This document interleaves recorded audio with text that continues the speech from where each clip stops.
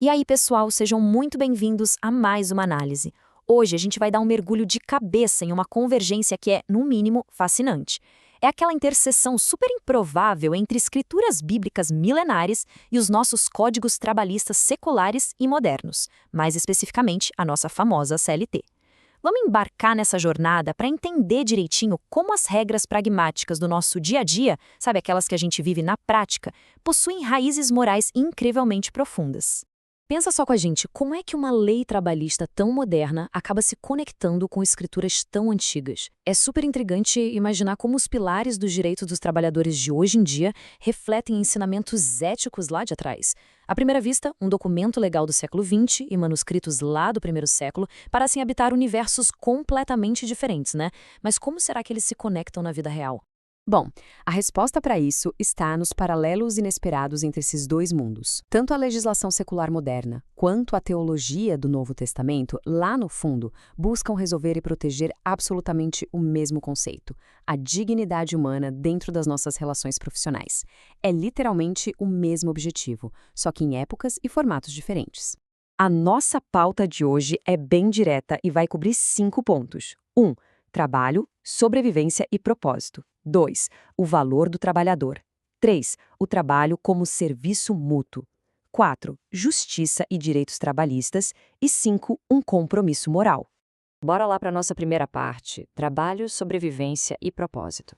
A gente precisa entender de cara que a verdadeira dignidade do trabalho vai muito, mas muito além de só garantir aquele sustento básico no fim do mês.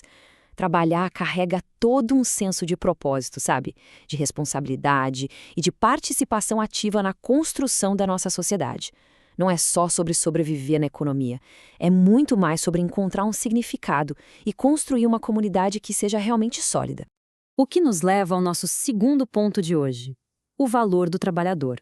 Se a gente olhar para trás, historicamente, rolou uma mudança que foi simplesmente monumental na forma como enxergamos quem trabalha. Durante muito tempo, a mão de obra era vista só como um instrumento, tipo uma engrenagem fria de uma linha de produção. A grande evolução, garantida pelos princípios trabalhistas modernos, foi justamente passar a reconhecer o trabalhador como um sujeito de direitos, direitos plenos e inalienáveis, um verdadeiro divisor de águas. E olha que incrível, essa evolução secular faz um eco perfeito lá na literatura bíblica. Nos evangelhos, a gente vê uma priorização constante da galera mais humilde: pescadores, construtores, trabalhadores braçais. Essa aproximação com os marginalizados mandava uma mensagem super clara de que o valor de uma pessoa repousa puramente na humanidade dela. Isso supera, de longe, qualquer status econômico. E isso ilustra um paralelo simplesmente brilhante para a gente. De um lado, a gente tem o princípio milenar de proteger e valorizar o ser humano. Do outro, a aplicação prática da CLT, que propõe exatamente a mesma coisa: condições justas, um salário que seja digno e um escudo contra abusos.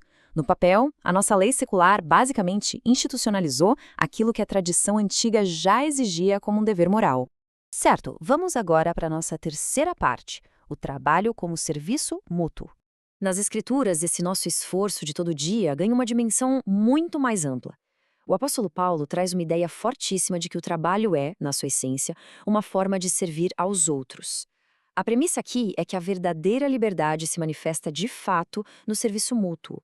Ou seja, o que a gente faz não beneficia só a nós mesmos. É uma contribuição vital para todo o nosso ecossistema social poder funcionar. E de forma super parecida, a nossa estrutura trabalhista secular tem objetivos quase idênticos a isso.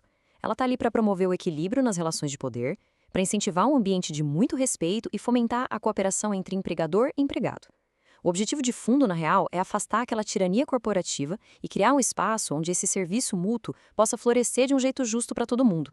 Entrando agora no nosso quarto tópico: justiça e direitos trabalhistas. Olha, é super importante lembrar que criticar a opressão não é nenhuma novidade. A Epístola de Tiago, por exemplo, faz uma denúncia fortíssima contra a exploração dos trabalhadores. O texto condena sem dó a retenção injusta de salários. Isso deixa claríssimo que a justiça social e a dignidade de quem trabalha sempre foram, desde o princípio, preocupações divinas fundamentais. E é exatamente por isso que muitas daquelas conquistas que a gente acha que são estritamente modernas, na verdade são reflexos diretos dessa ética milenar. Sabe aquela jornada de trabalho limitada, o nosso sagrado descanso semanal, as tão sonhadas férias e a garantia de uma remuneração justa? Pois é, todas essas regras carregam o mesmíssimo DNA de justiça e respeito que já era exigido lá na antiguidade. E chegamos ao nosso quinto e último ponto: um compromisso moral. No fim das contas, essa conexão entre a proteção trabalhista e o Novo Testamento vai muito além de uma simples comparação acadêmica teórica. Os dois sistemas, na prática, exigem a mesma coisa da gente: relações humanas que sejam baseadas na justiça, no respeito e na solidariedade. Proteger e valorizar quem trabalha não é só uma regrinha imposta pelo Estado. De jeito nenhum.